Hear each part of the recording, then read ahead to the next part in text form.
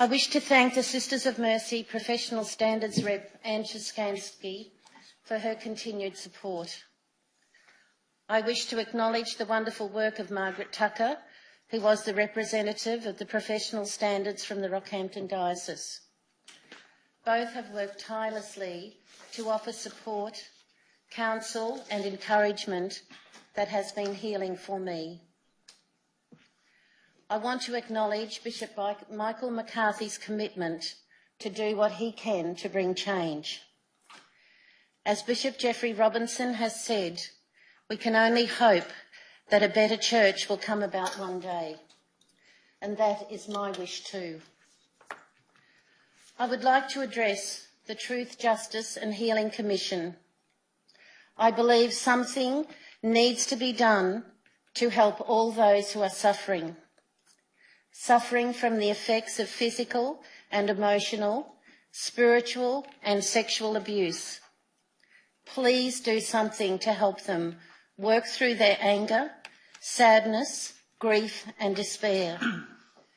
They cannot be expected to just get over it and move on. I believe that truth, justice and healing helps those suffering to work through the pain and address the trauma. An example of this is the Bethel Healing Life's Hurts Retreat, which I can highly recommend. This Royal Commission experience will not bring closure, for nothing will bring closure. I know this from burying my son. I am grateful for this opportunity to speak my truth, make a plea for justice and move a step forward in my healing journey. Thank you. AYB, could I return very briefly to the original statement that you provided to the Royal Commission? And in particular, can I take you to paragraph 76 on page 16 of your statement?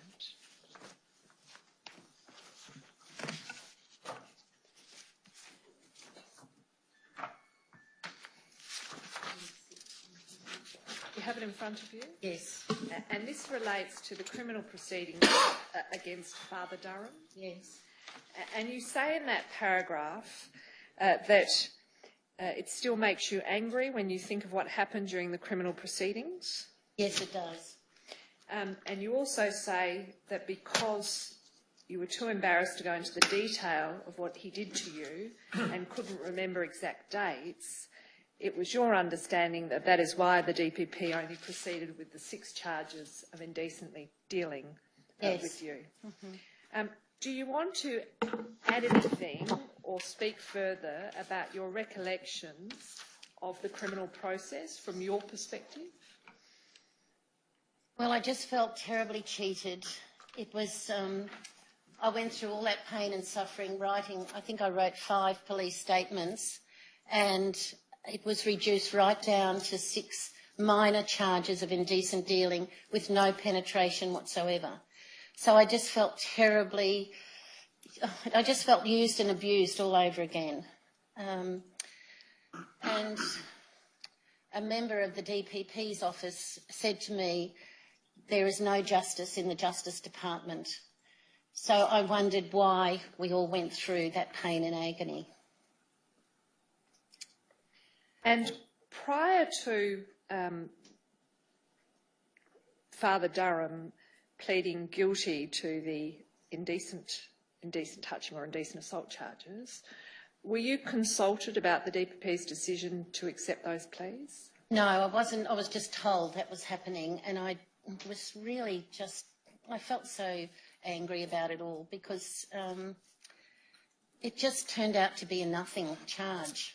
And the day of the court case, the person representing me was just so ill prepared. She was sitting there flipping through page after page trying to find something. I don't know what she was looking for, but I just felt like a nothing, that nobody really cared. I was just there. And I really did feel just used and abused all over again.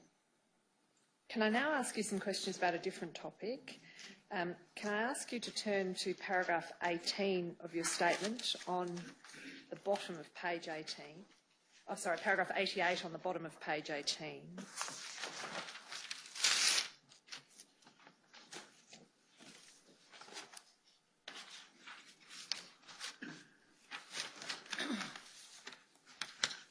And this paragraph relates to your experience with the Towards Healing processes implemented by the diocese. Yes. And you say in that paragraph that you tried to obtain a copy of the report of a psychological assessment. Yes, I did. And you did so on many occasions. Yes. And you're only able to obtain a copy, as I understand it, recently? It was about just after the Royal Commission started. The interview that I had with the psychological assessor was probably the most abusive and traumatic experience that anyone could ever go through. And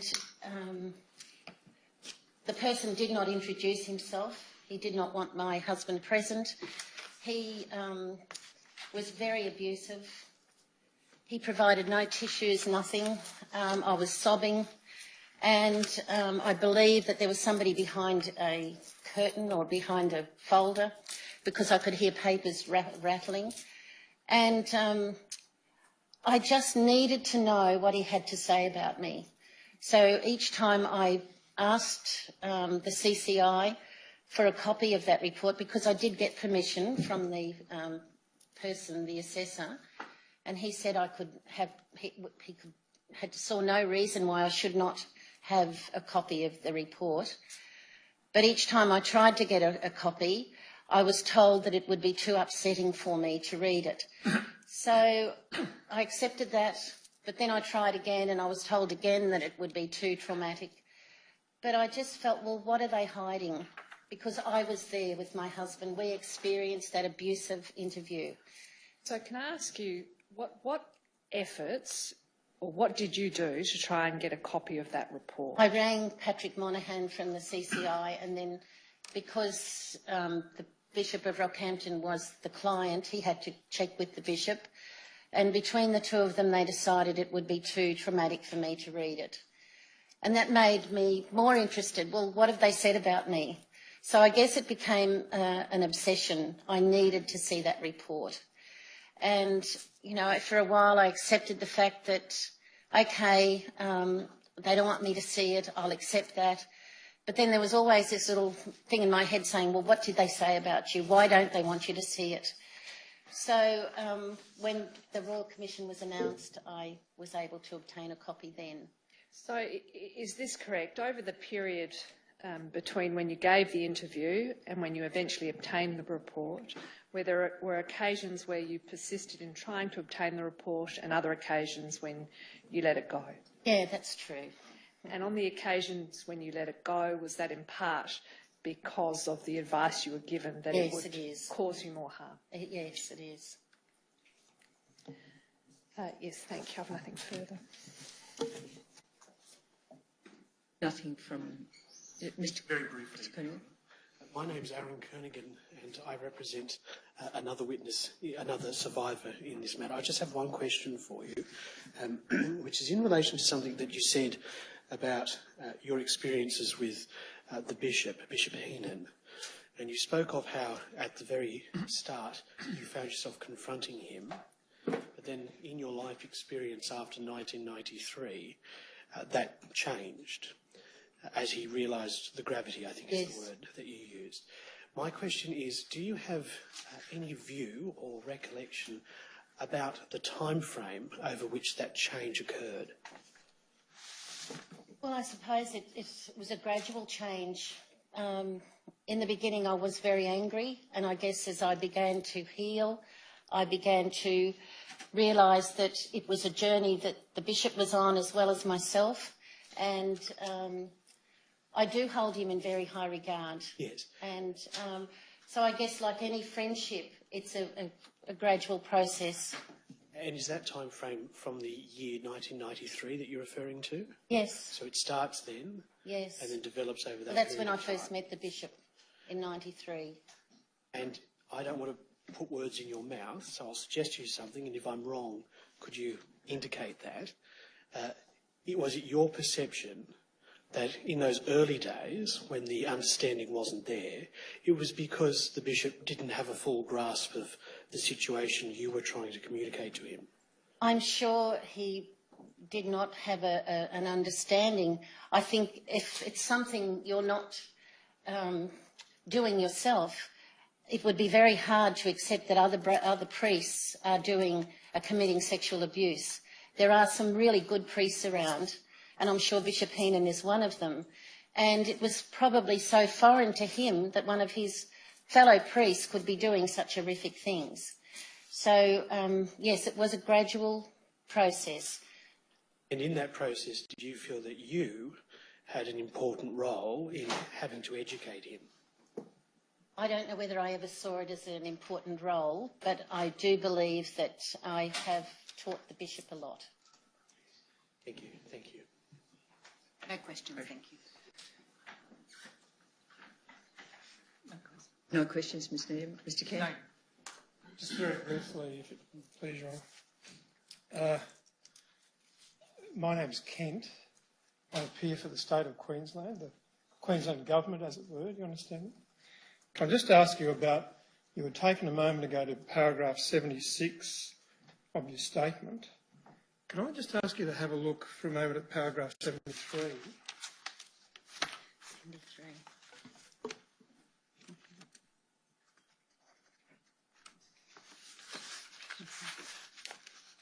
So you're aware, is this fair to say, you're aware from the time of the committal that there were technical problems about the charges which had reduced a large number down to 6? I believe I wasn't aware of the 6 charges of indecent dealing until just before. I was told, I think, 22 cases of indecent dealing and 2 of rape. And that's what I believed was happening. And it was only briefly beforehand that I was made aware that it was 6 indecent. A deal had been made. And I was really shocked to think that that had happened. Okay, I understand that. Where you say in paragraph 73 that he was committed in September 1997 in respect to 6 charges, are you telling me that that's something you found out about later, even though it had happened in September 1997? All I can tell you is that I found out before, well, whatever time it was, that he was, to my recollection, it was before the Sentence. The sentence, yes, yes. And I'm not even sure now when the sentence was. All right. Well, it seems to have been a bit later, the sentence. Does Okay. that coincide with your memory? None further, thank you. Thanks, Mr. Kent. Anyone else at the back bar table? No one else? Thank you. Anything arising out of that for you, Ms. David? AYB, can I just ask you one matter? Can I just take you back to one matter? You've said to us in your statement, your original statement, I'm looking now back at paragraph 76. Can we just get that up in front of you? Still makes me angry, as you've told, when you think about what happened. And you've said to us in that statement, because I was too embarrassed to go into the detail of what he did to me, and also you couldn't remember particular dates. Can I just focus on that embarrassment that you felt and ask you as to whether or not you can say anything more to us about what you can recall of the difficulty that you were going through in terms of being able to detail what happened? I was feeling very much like the scum of the earth, and I didn't want it out there that I'd been penetrated with all sorts of things. So there were certain things that I covered up. My parents were alive. They had brought this man into our home, held him up on a pedestal, and I just didn't want the world knowing that Father Durham had done all these horrible things to me. So I suppose as I've got older and I've gained more strength, I feel that I can talk about it. But it was even originally mentioned in my statement, the words, and I still had to cross it out because I didn't want the world to know. So, I mean, your statement to the Royal Commission. Yes, yes. Bishop Heenan knows. He was there at the meeting when I presented these things, but I just didn't feel comfortable saying them out loud, and I still don't. So it wasn't that you didn't remember? Oh, it's not that I don't remember. Yes, I remember very well. So much so that even when I'm performing household duties, it's there in front of me. And that's why people use the word closure. There's absolutely no closure when you've been through severe sexual abuse, because when you're in a loving relationship, even still at this age, there can still sometimes be 3 people in my bed, and I have to mentally push the other one out. So when I'm performing household duties, those memories are there, and I have to say to myself, the abuse is not happening now. This is not happening to you now. So bring yourself back to this moment in time. And it's a continual self-talk that I have to give myself. So I guess it's embarrassment, it's shame, but I didn't forget. And I guess I'll never ever forget. But yeah, I've got a choice today. I didn't have a choice as a child, but I've got a choice today to try and live in this present moment. But I wish there was closure. I wish that we could just wave a magic wand and all those memories were taken away. But I know just because we buried my son and had a funeral, that has not brought closure. He is still very much a part of me. We have birthdays, Christmas, Mother's Day, Father's Day. His cousin has just had twin boys, and I grieve for what my son could have had. So there's no closure, but we can learn to live in this present moment. I can make choices now, today. But yes, I haven't forgotten. It's not something that just flashed back into my mind. You told us that you made 5 police statements during that process. Can you help us understand why it was that you were going back and making those extra statements after the first one? I originally did not go to the police myself. My sister phoned the police and told them that I had been abused, and I think I still waited about 3 weeks before I contacted the police myself. So different things came up in the statements that I had to add another statement. Like they wanted to know who was the first person that I had told, and that was Father Austin Kenny. So then I had to make a new statement to say that I'd told him. So the 5 statements were sort of bits and pieces added on. Over what period of time? Can you remember? Probably is it weeks just, or months? Yes, or? just weeks, I'd say, yes, just weeks. But it wasn't that I thought about something else that I wanted to add. It was just clarifying certain things. So the police were coming back to you and asking you more questions, were they? Yes, they were. And because I'd signed one statement, they had to make another statement, yes, yes. Anything arising out of that for anyone? AYB, thank you for your attendance at the Royal Commission, and you're now otherwise excused, and thank you for your support of AYB. Thank you. Before I call the next witness, can I firstly tender the tender bundles? Yes. So there's 1 tender bundle and 2 supplementary bundles. So perhaps mark the tender bundle as 26.2 and the supplementary bundle as 26.3.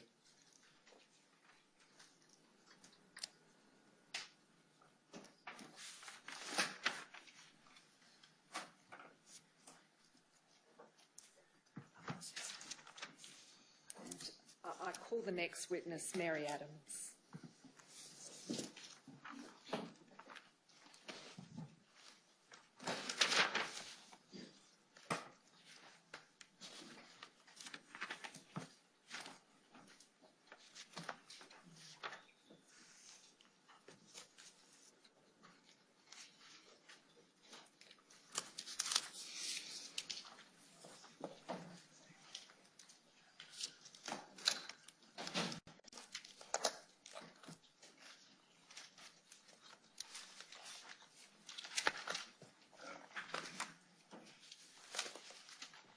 Now, Ms Adams, do you wish to take the oath or the affirmation for the purpose of giving evidence?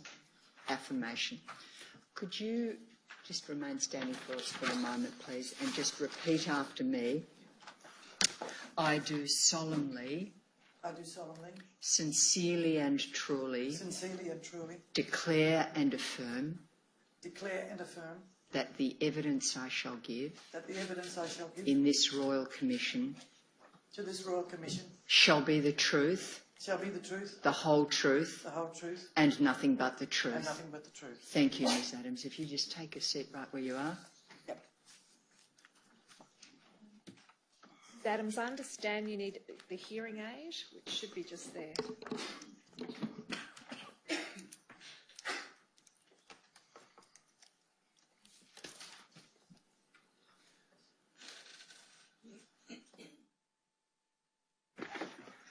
Yep. Did you provide a Can you statement put to it up the... a little bit more, please? Did you provide a statement to the Royal Commission dated the 19th of March 2015? Yes, I did.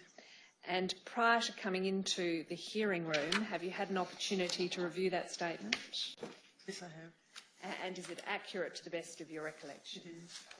I tender the statement dated the 19th of March 2015. Exhibit 26.4. I understand that you would like to read that statement to the Royal Commission. I will. Can I ask that you do that now? Yes. My name is Mary Adams. My address is known to the Royal Commission. I am a retired enrolled nurse. Dated the 19th March 2015.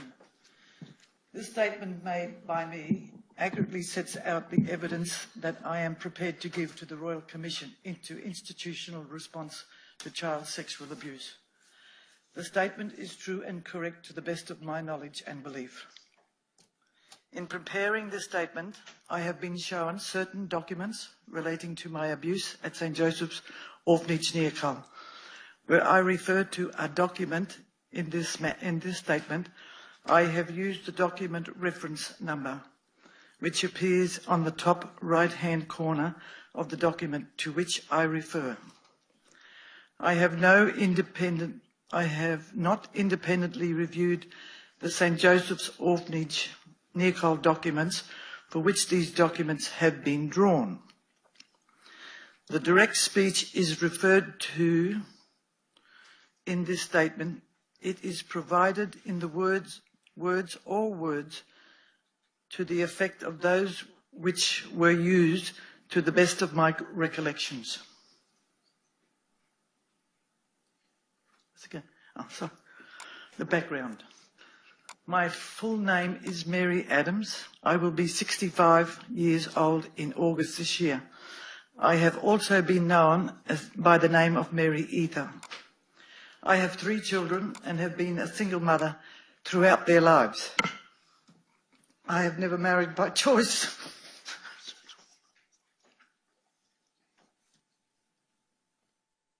I am a retired enrolled nurse.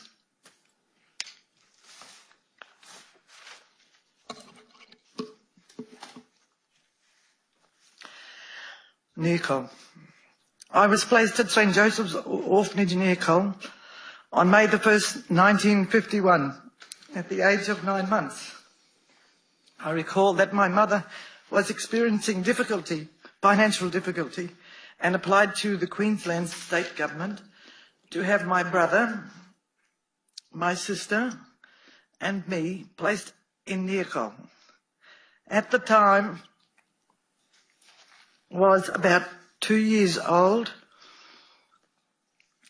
and my sister was about 4 years old. I was placed in the nursery when I arrived at Neerkol and moved to the big girls' dormitory at the age of 5. The big girls' dormitory accommodated both younger and older girls. The younger were placed together at one end, and the older girls, aged from 10 to 14 years, were at the other. I remember that the new dormitory was constructed at Neerkol sometime in or around 1962-63, was the end of 62. I worked at the property as a domestic helper until I turned 18 years old at the time. I was released from state care. Did I miss something? I think. Oh, sorry. My mother and uncle visited me at Neerkol once or twice a year. My uncle insisted on visiting us as both he and my mother had been residents of Neerkol after the death of their parents at a young age. My uncle told me he had spent a few years at Neerkol and hated it, and that he too ran away like I had done. My mother never spoke to me about her time at Neerkol. I was made to leave school at the age of 13 and a half, as I was considered to be mentally backwards and unable to learn. I was put in the convent where I worked long hours, 7 days a week, until the State Children's Department arranged to send me out to work on a property at the age of 16 and a half years old. I worked at the property as a domestic helper until I turned 18 years old, at which time I was released from the care of the state.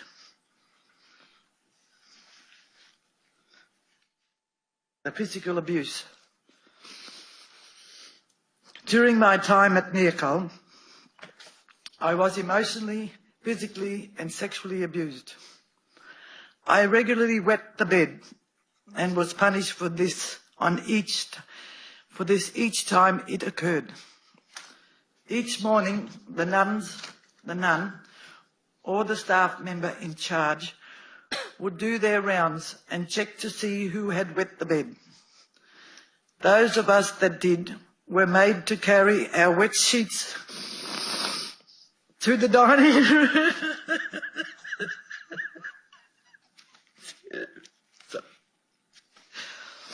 To the dining room, where we were made to stand with our sheets draped over our heads. After the meal, we would return to our dormitory, and all the bedders had to line up with their arms extended to receive the cane. We were then made to have supervised cold showers. The nuns had a designated area in our old dormitory out on the front veranda called the wet bed veranda, where those who frequently wet the bed slept from time to time. There were army-style stretchers with thin mattresses and Hessian bags on them. It was very cold in the winter, out there in the winter. Ms Adams, you just let us know if I'm all right, dear. you okay, or if you would like Ms David to take Maybe over some some water, reading. please. Yeah, Can I have a glass of water, please? of course you can. Yeah. Thank you. Ms. David can take over some reading of your statement anytime right, that thank you. you'd like to take a break. On the odd occasion, when I wet the bed, I was made to wear a makeshift nappy to school up until the age of 12 or 13 years old. I was physically beaten on a number of occasions as a form of punishment. I was slapped across the face, punched, dragged around by the hair or ears, made to kneel on the floor or stand for long hours into the night with my head in the corner. I was also made to go without meals on occasions.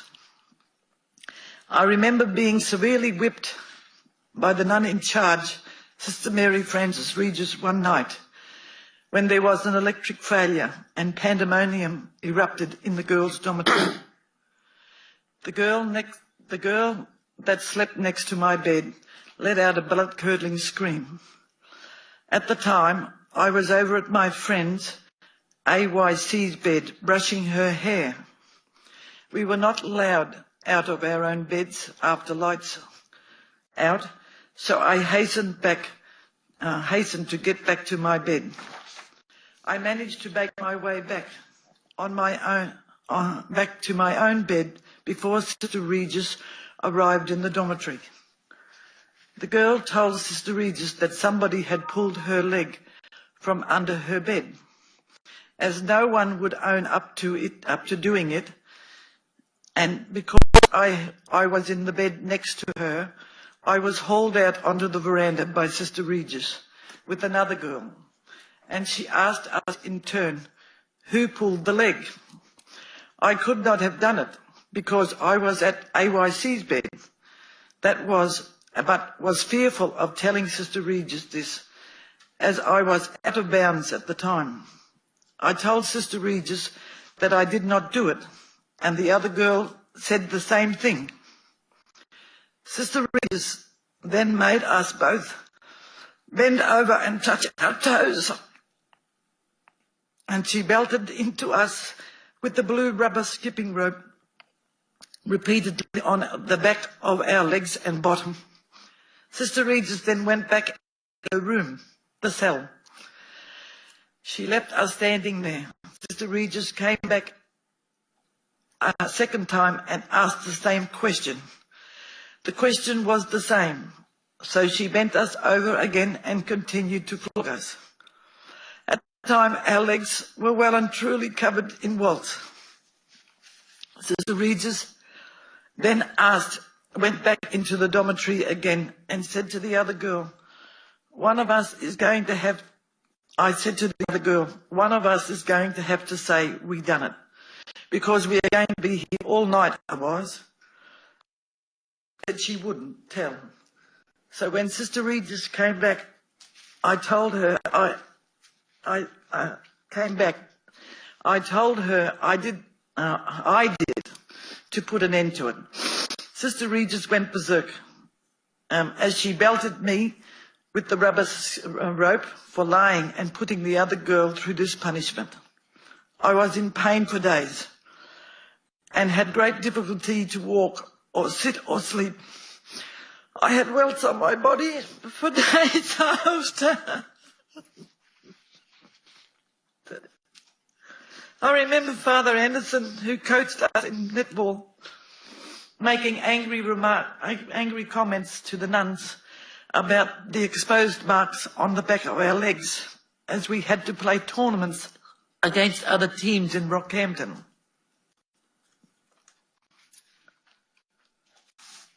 The sexual abuse by Father John. As a form of further punishment at Neerkol, we would often be denied privileges like holidays or picnics.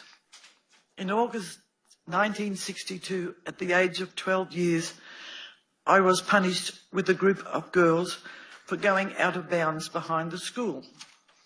Part of my punishment was that I was made to stay at the orphanage rather than being to a family during the holidays. I was assigned to work at the presbytery, which involved cleaning the presbytery, making the beds, bringing the meals over from the kitchen, or whatever else the nuns told me to do. At the time, the usual priest, Father Anderson, was away, and a new priest was sent specifically to hold the nuns' retreat, which they routinely had at this time of the year. I think that his name was Father John or Father John's, but I never clarified this as I was only 12 years old at the time. Father John was tall, fair-haired, with blue eyes, and he smoked. He wore a white short-sleeved shirt with gold crosses on his lapels and long pants. Father John was supposed to be at Neerkol for the duration of his retreat, but I can't remember exactly how long this was. Soon after I met Father John, I found him to be very friendly and approachable. I said to 4 of the girls in the orphanage, let's tell this priest what's going on in this place. You know, how they punish us. The girls were convinced it was a good idea and safe, since the priest was a stranger and was only at Neerkol temporarily. We discussed what we would disclose to him. Although apprehensive and nervous about doing this, I plucked up enough courage to approach and speak to him. The girls and I discussed what we would say to Father John. I then approached Father John and said to him, Father, a few of us girls want to come up and have a chat to you about the home. He agreed, and I explained that this would have to occur while the nuns were in afternoon prayer. 4 girls decided to come with me to visit Father John at the designated time. We snuck away one by one from the courtyard so as not to bring attention to ourselves. We told Father John about the orphanage and the physical abuse, physical punishments we were subjected to, and how unhappy we were about it. Father John seemed compassionate, but not very interested in what we were saying. One of the girls told Father John that the nuns sometimes made us stand up on top of the desk in the school, lift our dresses and pull our pants down, pull down our pants. She also said to Father John, Father, when the nuns pull the boys' pants down at the school and beat them, what are those ball-like things that dangle between the boys' legs? We started to laugh after this, but I felt embarrassed because we didn't normally talk like this. When the conversation ended, we had to leave because the nuns were coming out of prayer. So the girls took off. Father John had given us something to drink while we were there at the presbytery. So I remained behind to gather the glasses and take them back into the presbytery kitchen. Father Johns followed me to the kitchen and said to me, Mary, I would like to discuss this more with you because you seem the most sensible out of the lot, but I don't want you to bring the other girls. I agreed, and we arranged for me to return that evening when I was to bring his supper over, as this was the last chore for the night.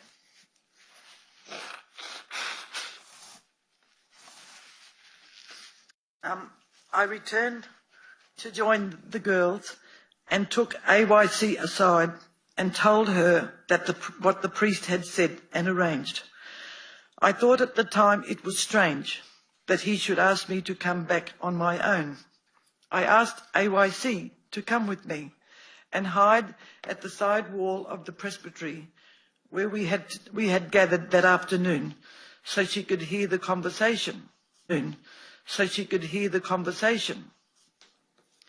When we arrived, AY's planned, and I went upstairs to complete my task of cleaning after Father John.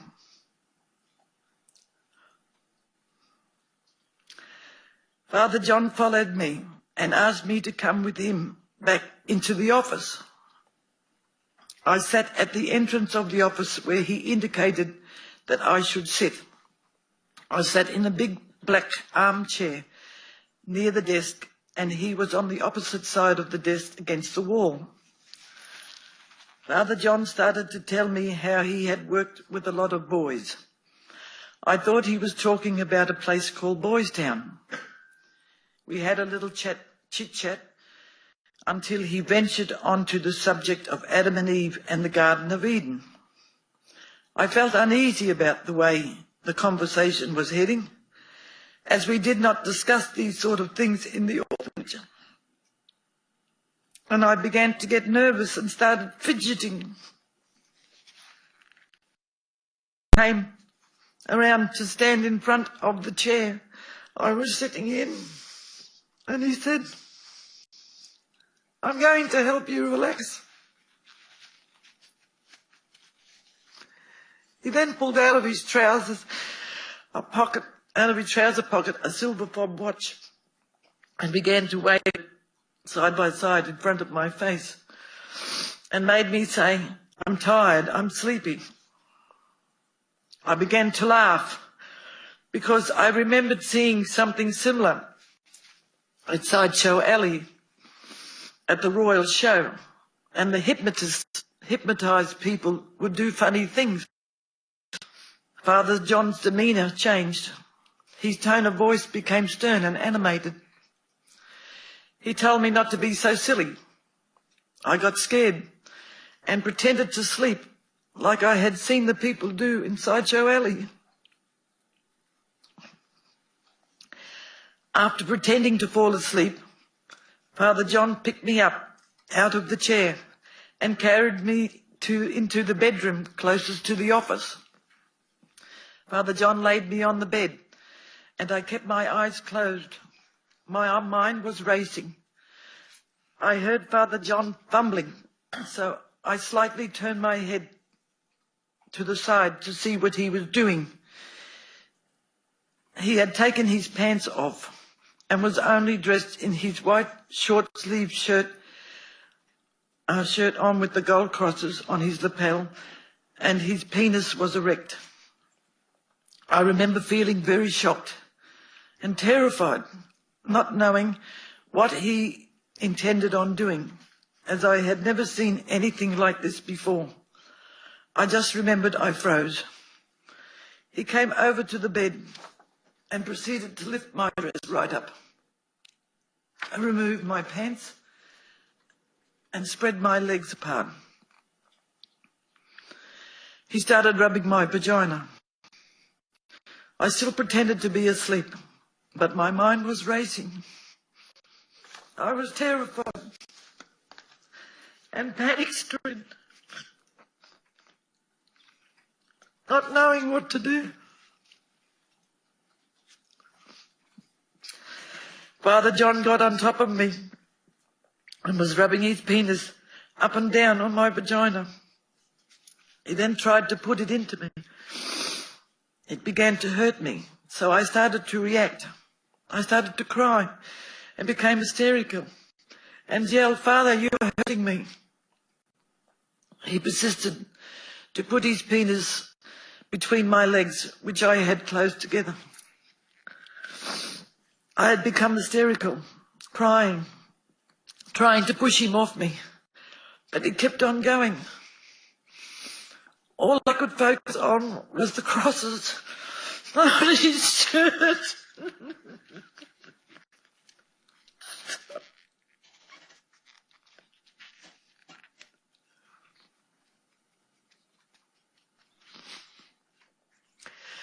On his shirt, so I yelled at him, "Father, you are committing a mortal sin." Father John soon stopped, but not before he raised himself up and laid on top of me. He then ejaculated on my stomach. I was still crying hysterically. Father John then told me to take my pants and go to the bathroom and clean myself up. I remembered I was in a terrible state. I was sobbing, feeling devastated, and trying to clean myself up. I remembered feeling physically sick at the time. Father came into the bathroom and he put his arms around me and he said he was sorry. He kept trying to pacify me and told me to wash my face, as he promised, and he asked me to promise him not to tell anyone. I agreed.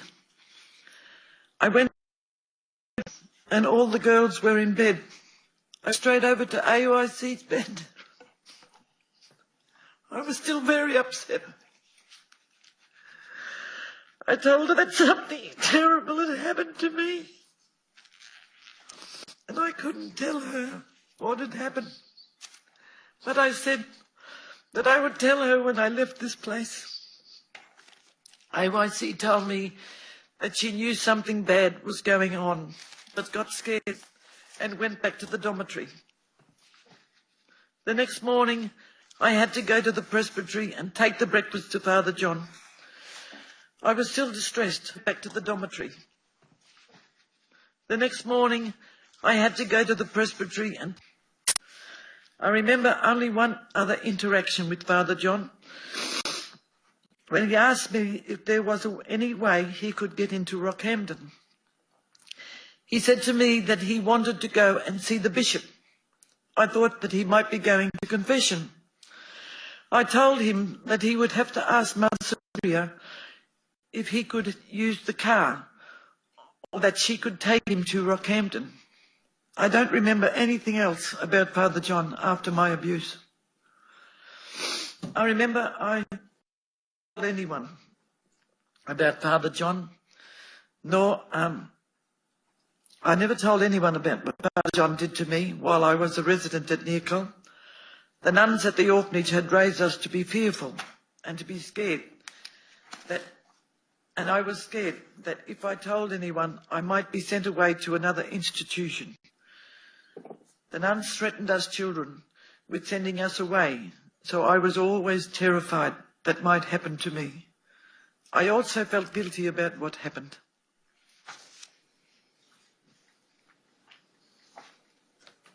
Sexual abuse by Father Carl.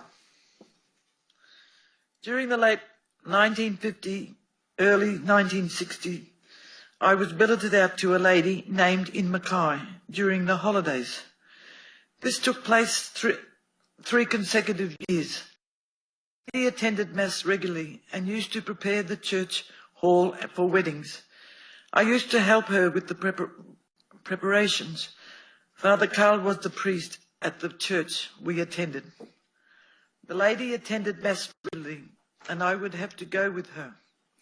She would also help out in the church and would prepare the church for weddings and functions. When I was helping the lady to whom I was billeted, Father Carl at times would take me to a secluded place, mainly in the hall, and he would sit me on his advantage of me sexually. When he did this, I could feel something hard poking into my bottom through his pants as he fondled me. He would put his tongue in my mouth and his hand down my dress, caressing my breast. He would say silly, embarrassing sexual things about what it was going to be like when I grew up.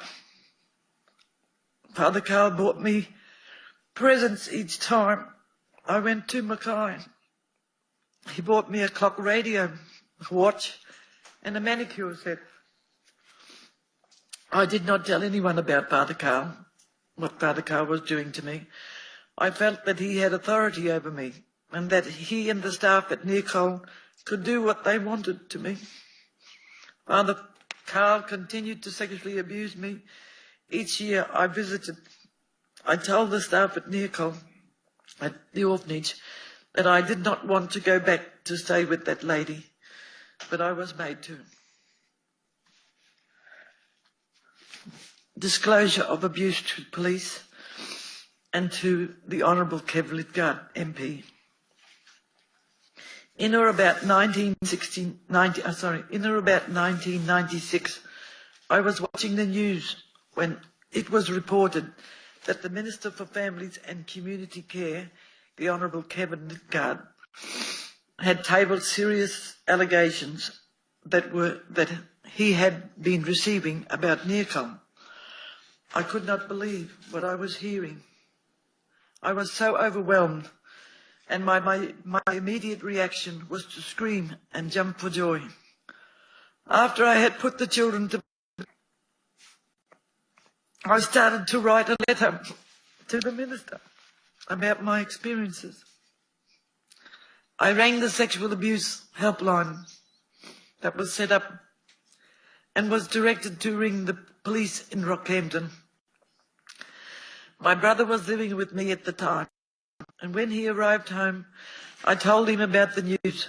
He was elated too. I remember him saying to me, "Oh, that's going to open a can of worms." On or about the 17th of September, 1996, I decided I would write to the Minister of Families, Youth and Community Care, the Honourable Kev Lidgard, MLA, about my experiences at Neerkol. I knew that he had made a statement in Parliament about the abuse suffered at Neerkol. On the 23rd of September 1996, I received a letter of response from, I don't have to say what it is, the ID, No. IND, No. from Mr. Lidgard, MLA. He enclosed a copy of his statement to Parliament on the 13th of September 1996. Exhibit. He said that he would pass my letter to the Children's Commission when an appointment was made. Statement to the police, Queensland Police. On or about the 20th of September 1996, I gave a statement to the Queensland Police in Rockhampton about my time at Neerkol, including the sexual abuse that I had suffered by Father John. I told them that I wanted to make an official complaint.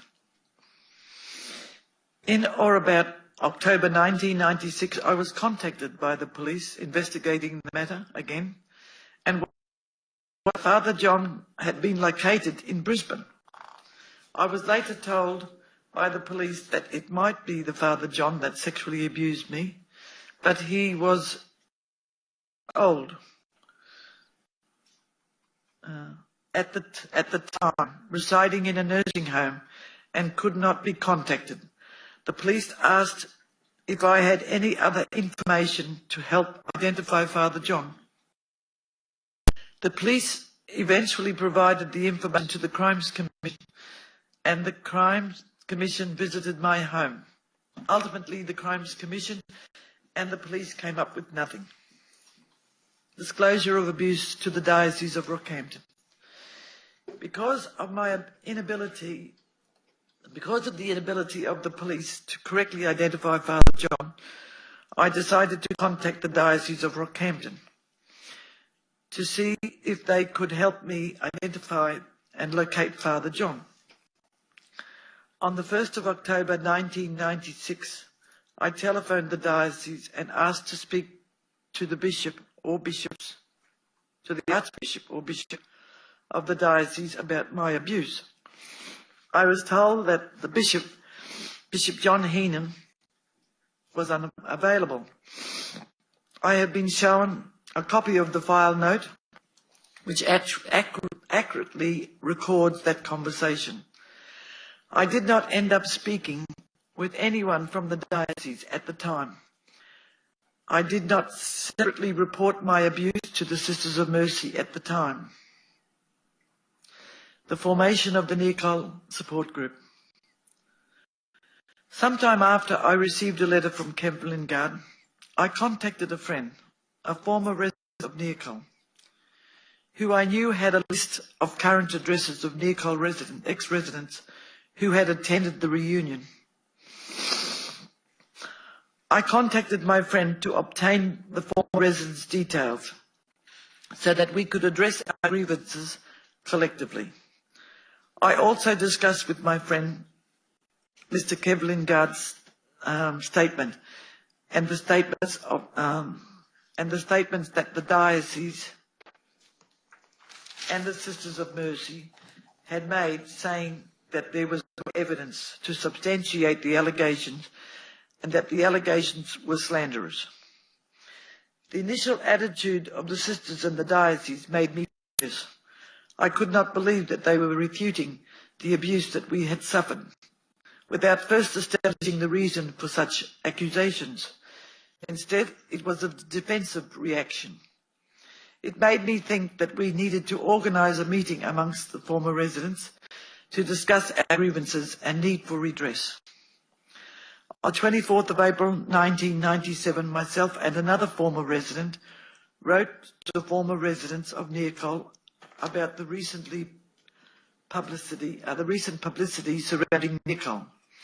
We advised that we intended to arrange a meeting with someone from the Children's Commission and potentially the Children's Commissioner himself. On the 22nd of May 1997, I wrote to the former residents of Neerkol, informing them that a meeting with the Children's Commissioner, a member of his staff and a representative of the Victims of Crimes Office would occur on the 30th of May 1997. A representative of the Victims of Crimes Association Queensland office was going to attend because at this time there were criminal proceedings in respect to Father Durham's proceeding through the criminal courts. Father Durham had been the parish priest at Neerkol. One of the former residents arranged for Shane Roach McGowan to attend at this meeting to provide us with some advice about our legal options available to us. On the 30th of May 1997, Mr. Alford attended at a meeting with former residents of Neerkol.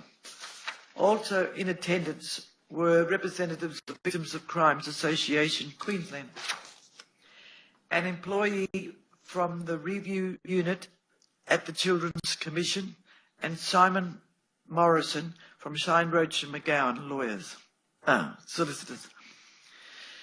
During this meeting, we discussed how to move the entire process forward as a group. It was agreed that we would have a better chance of being heard if we had a united voice and a presence.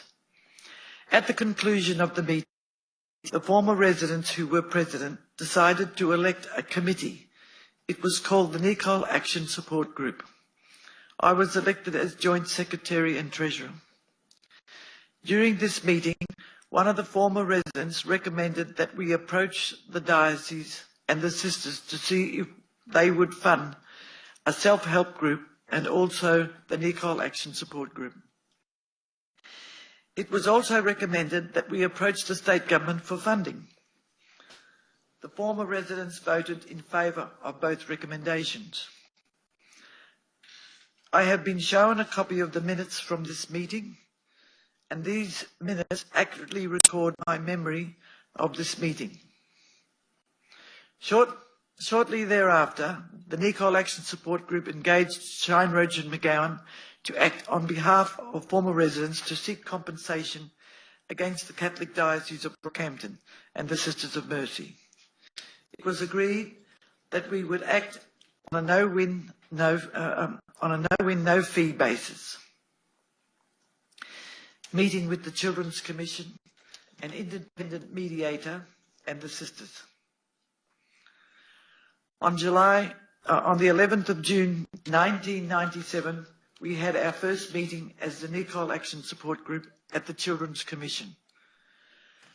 The purpose of this meeting was to establish issues for redress with the Sisters of Mercy in preparation for our meeting with them.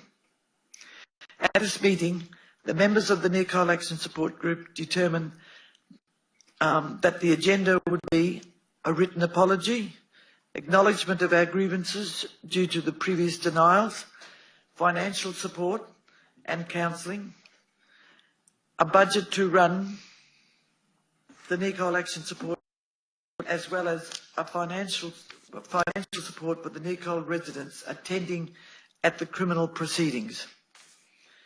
As Secretary, I was to arrange this meeting with the Sisters of Mercy. Our group agreed that the first meeting would be at the Children's Commission. With the Children's Commission. Soon after, the Children's Commissioner contacted one of the Neerkol Action Support Group members to attempt to arrange a time to meet with the sisters. I can't remember who was contacted, but I remember I was told that the Children's Commissioner would appoint and pay for John Britton to act as the independent mediator. Before the meeting, I prepared a budget proposal for Neerkol Action Support Group in the capacity as Secretary. The budget proposal indicated that the Neerkol Action Support Group would need $13,800 over the next 3 years to do the necessary work. On the 18th of June 1997, the Neerkol Action Support Group met with the representatives from the Victims of Crime Association, Queensland, representatives from the Children's Commission, the independent mediator appointed by the Children's Commissioner, the solicitor representing the former residents, representatives from the Sisters of Mercy, also their solicitors. Representatives from the diocese and from the Queensland Government were not present at that time. At that meeting, a number of things were discussed, including the abuse that we had suffered at Neerkol and how the sisters were going to respond to that abuse. During the meeting, we were informed that the sisters had provided $5,000 to the Victims of Crime Association, Queensland, to assist in the provision of counselling support for those involved in the committal proceedings in Rockhampton.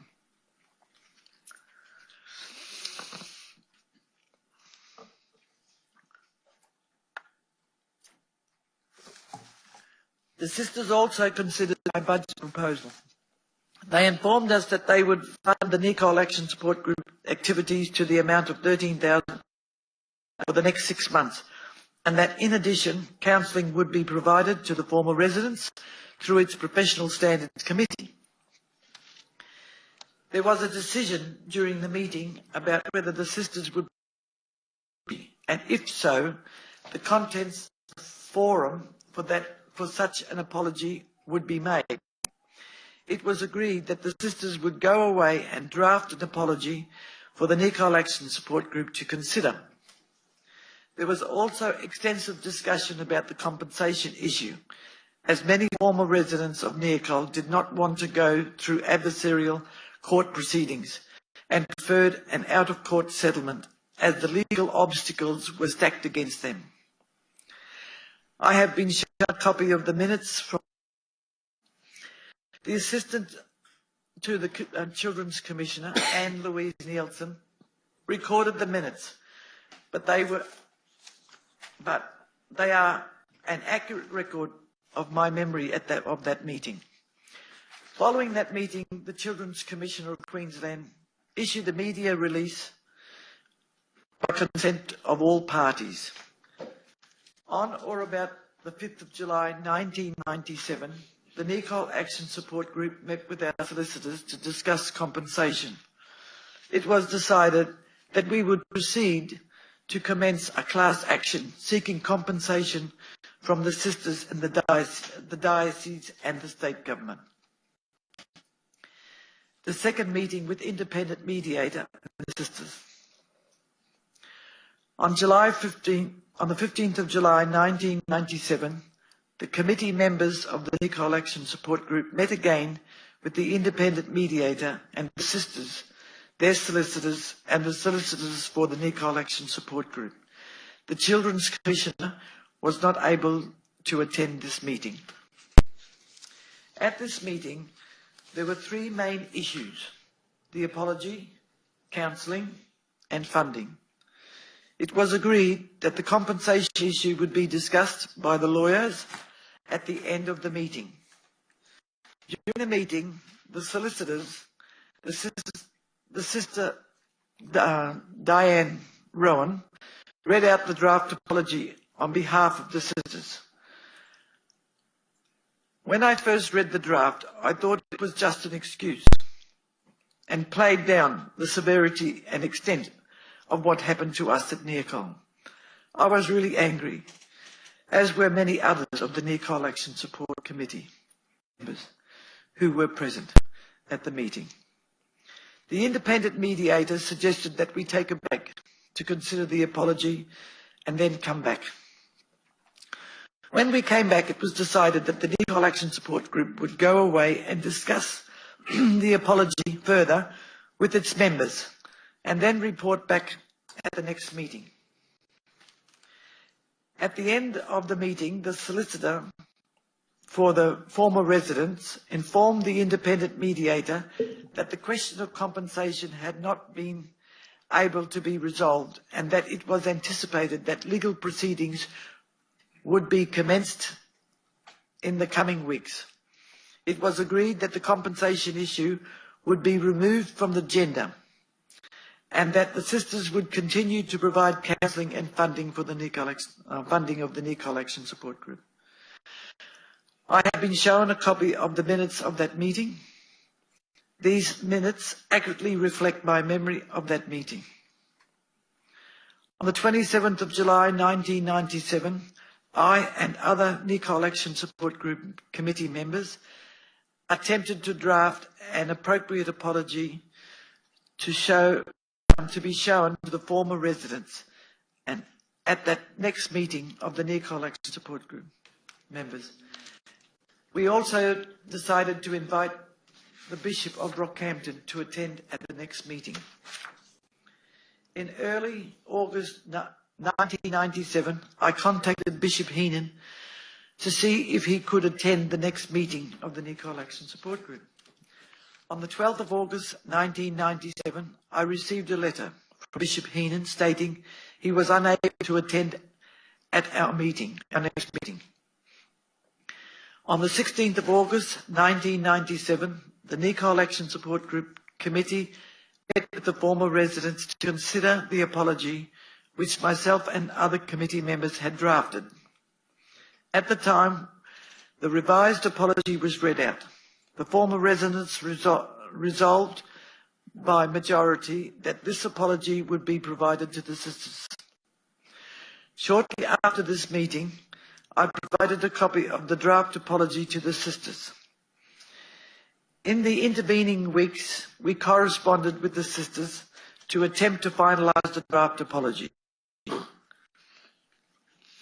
The third meeting with independent mediator, the Children's Commissioner and the sisters. On the 23rd of September 1997, the Neerkol Action Support Group met again with the sisters, the representatives of the Children's Commission, the solicitors and the former residents. The solicitors for the sisters and Mr. John Britton and an independent mediator. At this meeting, there were two issues for discussion, being the apology and compensation. Sister Rowan commenced by stating that the apology which had been proposed by the Neerkol Action Support Group had been approved by her congregation. She said that she would put it on the sisters' head letter and sign the apology. It was agreed that 70 individual copies of the apology would be signed and sent to me for distribution. At the end of the meeting, Mr. Alford spoke about the report that he was preparing. The Sister of Mercy apology. On the 25th of September 1997, I was sent 70 signed and dated copies of the apology offered by the sisters to the former residents of Neerkol. I was pleased when we finally received the apology after months of meeting and corresponding with the sisters. Although I did not accept that it would erase the wrongs of the past, I felt that the acknowledgement was a significant step forward in the reconciliation process. I was hopeful that it was a strong base for future discussions about compensation. I also thought it demonstrated progressive leadership by Sister Diane Rowan. On the 7th of October 1997, I received a letter from Sister Diane, Sister Rowan, which enclosed a media statement issued by Bishop Heenan endorsing the apology provided by the sisters. I had not heard back from the bishop, assumed that he was not interested in the former residents' issues, as he hadn't attended the Neerkol Action Support Group meeting. I was hopeful that with this acknowledgement, he would seek to progress matters with the diocese and the sisters at the same time. Meeting with Bishop Heenan, the sisters and the Children's Commissioner for Children. On the 2nd of December 1997, I again attended the meeting in my capacity as Secretary of the Neerkol Action Support Group at the Children's Commission office. At that meeting, the Children's Commissioner, the independent mediator, Bishop Heenan and the relevant solicitors were all in attendance. Many of the committee members of the Neerkol Action Support Group were very angry with Bishop Heenan about his initial response to the allegations on the 24th of February 1996. Bishop Heenan said that he regretted having written what he did. He asked what we wanted from him and the diocese. We said that we wanted an apology in a form that the Neerkol Action Support Group approved, and also his previous statement retracted. Bishop Heenan agreed to do this. I felt at this meeting the bishop was being very evasive and appeared on guard. I did not think that he wanted to be. I did not think that he wanted to be confronted with the truth of our allegations and face up to the fact that the priests had abused so many of the former residents.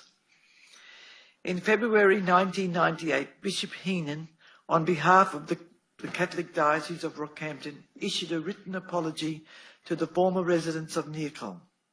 In his apology, the bishop stated for previously referring to the Neerkol allegations as scurrilous. Children's Commissioner's report.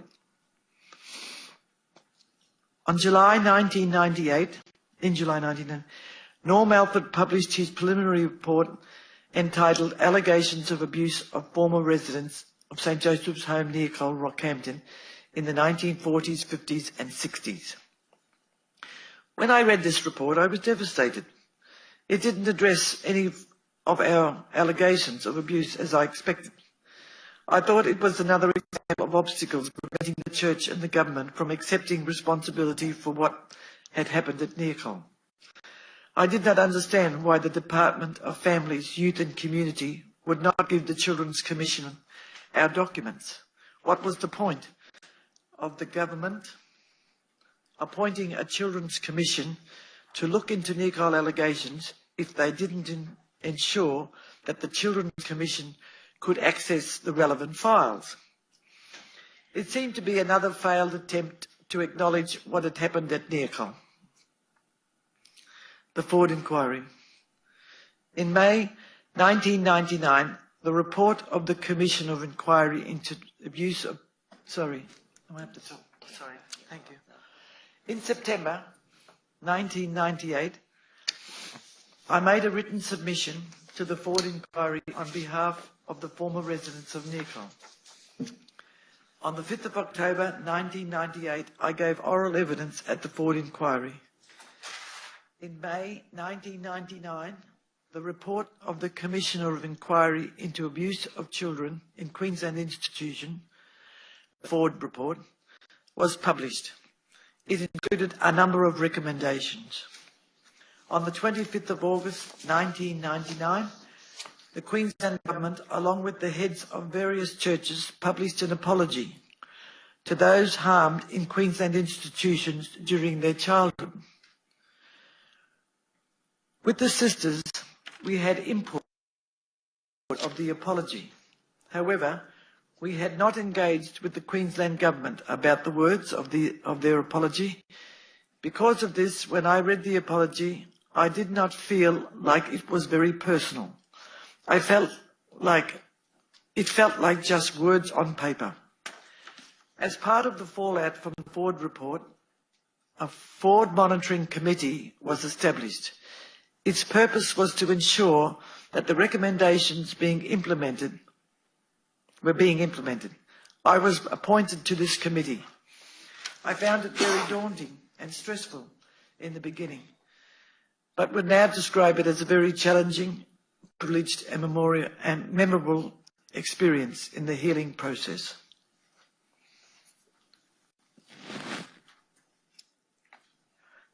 Civil litigation settlement. Between 1997 and 1999, the solicitors for the Neerkol Action Support Group and the solicitors for the sisters and the diocese corresponded in attempts to reach an out-of-court settlement of the claims made by former residents. On the 23rd of September 1998, I received a letter from Philip Bowman, the Director of Corporate Services, Mercy Administration Centre. He advised that the legal costs in endeavouring to reach a fair and just out-of-court settlement into the litigation was very significant and of an increasingly ageing and pension-reliant group of women. The financial burden was proving difficult to manage. On the 7th of December 1998, Sister Rowan wrote me a letter in my capacity as Secretary of the Neerkol Action Support Group. In that letter, she informed me that the offer that the sisters would make to the former residents would be the maximum amount that they could afford, and they would not try to judge the worth of any particular claim. She said that there would be no attempt on her part to minimise the hurt I experienced or to legally minimise the dollar worth of the claim. The sisters' offer would simply be what they could afford to pay and their limited resources. In or about early 1999, the sisters and the diocese made an offer to settle the civil proceedings with most of the former residents. I agreed to accept the offer made to me by the sisters and the diocese. On July 1999, the sisters published a media release about the out-of-court settlement with the former residents of Neerkol.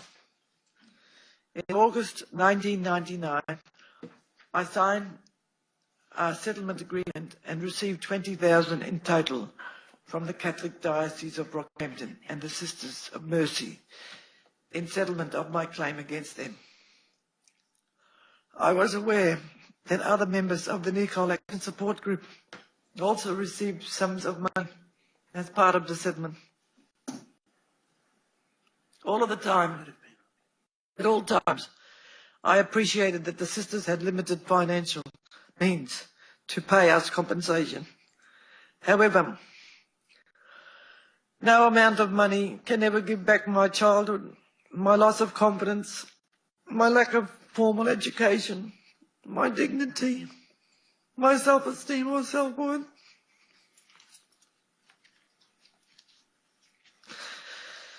When I was finally old enough to leave Neerkol, I felt that I was thrust upon the normal world without any family or friends. It made me very angry to think how long it took for us to reach the settlement and the initial attitude of the sisters.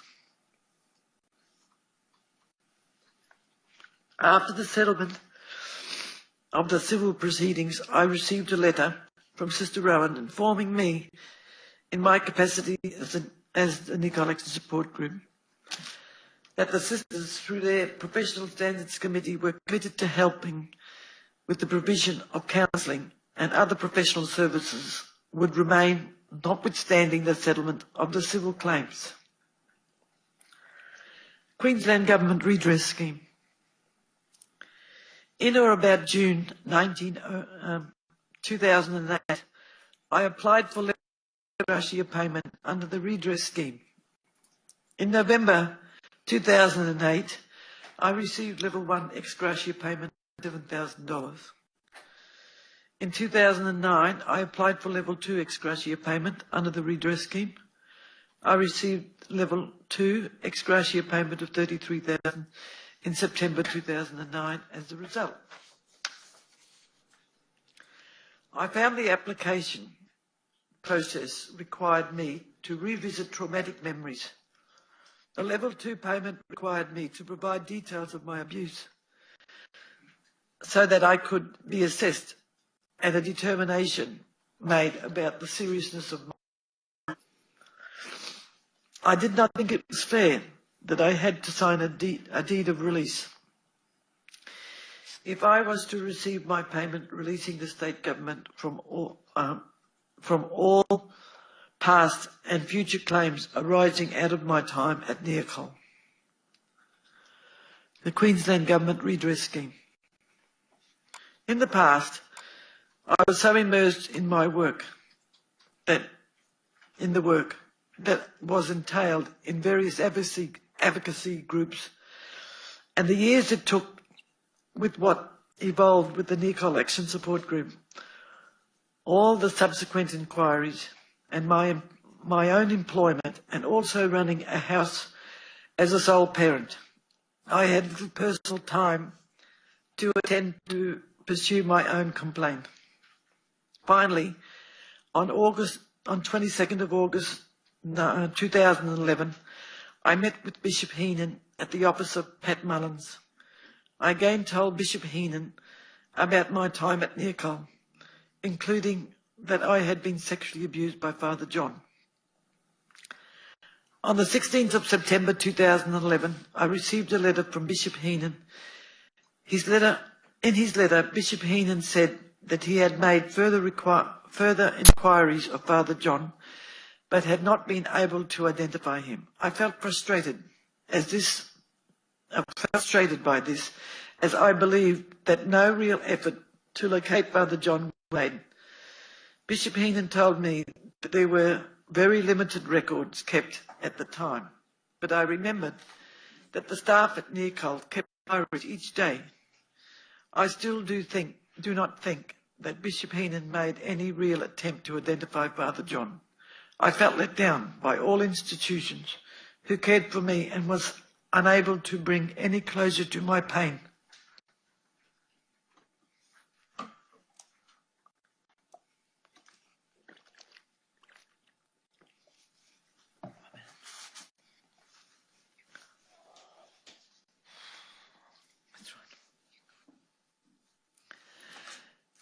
Impact on my life.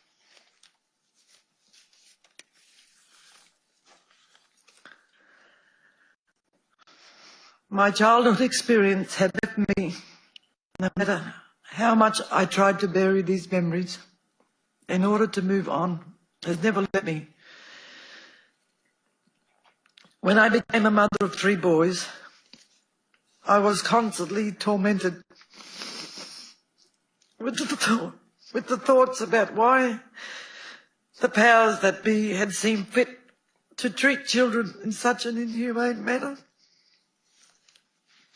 So many questions kept churning in my mind and tearing away at the very essence of my being. Why? Why did this happen to me? Why was it allowed to happen?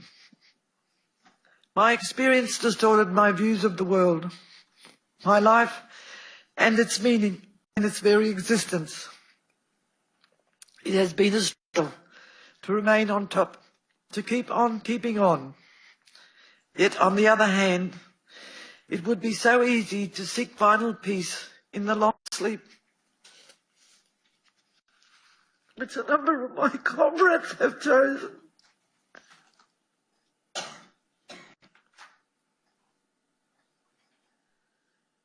I admired the beauty of nature and have held it in awe, but in human nature I have been very disillusioned.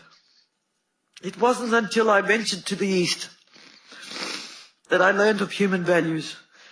of caring and nurturing of each other, the demonstration of the family unit, the regard and the respect they upheld, and the loyalty to each other. It was there that my faith in humankind was restored. Neerkol held none of these values. Neerkol was a place where only the strong survived, and the fortunate ones escaped the daily onslaught. It was a hard lesson in survival. Neerkol's masters were hell-bent on destruction. Destruction of one's spirit, destruction of one's innocence, of one's serenity, of one's beauty, of one's chance to flourish and grow into well-established human beings. They instead destroyed my childhood, distorted my perceptions, and robbed me of my childhood innocence, leaving me with shattered emotions, a fragmented life which has taken a lifetime to mend. We could never be whole again. The cracks will always remain, so to speak. I am not a bitter person over my Neerkol experience. Instead, I am a disillusioned person who will never understand why human beings treat each other in the manner they do, especially the defenceless ones. Children are a vital link in the wheel of society. They are the builders of tomorrow, our hope for the future, and therefore are extremely important in the fabric of society. They must not be considered a burden like we were, and made to suffer the price of human degradation. At Neerkol, I felt like a nobody. I was referred to by my surname and identified by a number. I felt like the nuns hated us and couldn't stand us. The ridicule often reminded me that we were our parents. We were repeatedly told, "Where would you be if we hadn't taken you in? You'll be still lying in the gutter." This statement has lived with me throughout my life.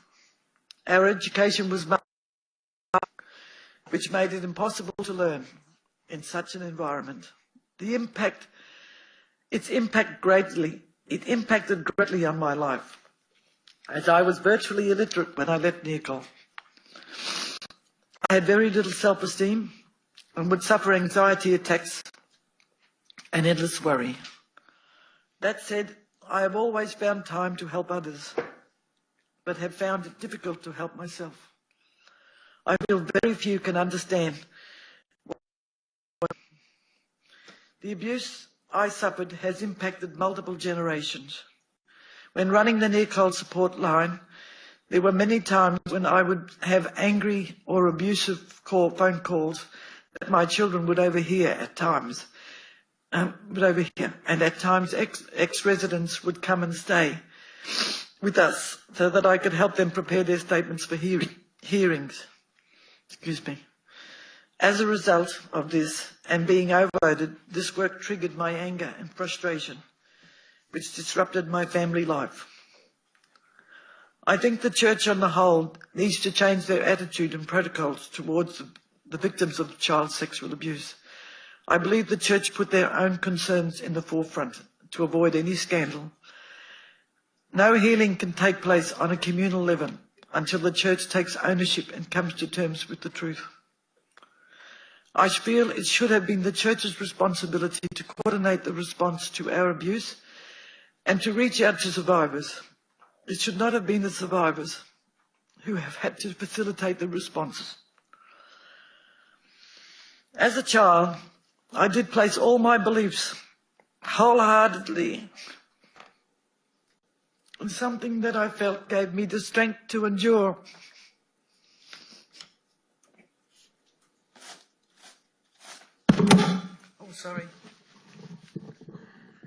That became my comfort, my solace, my secret companion in those dark years.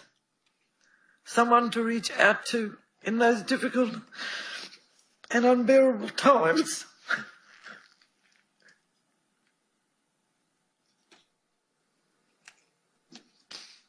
As a child, I could identify with the sufferings on the road to Calvary.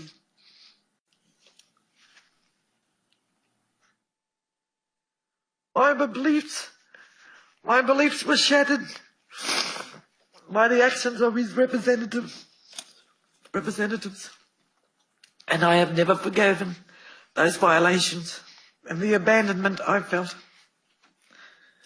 The hypocrisy of his so-called representatives caused me to lose faith in the God I held so dear and in humanity. I feel like the spirit of forgiveness follows the spirit of truth and reconciliation.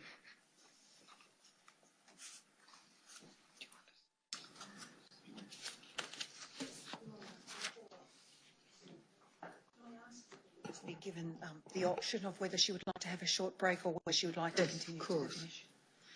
Ms Adams, I'm not sure if you heard that. Ms Glynn, she was just asking whether or not, would you like to have a short break? 5 minutes. Is that all right? Yes, please. We'll take 5 minutes. Thank you. Silence will stand.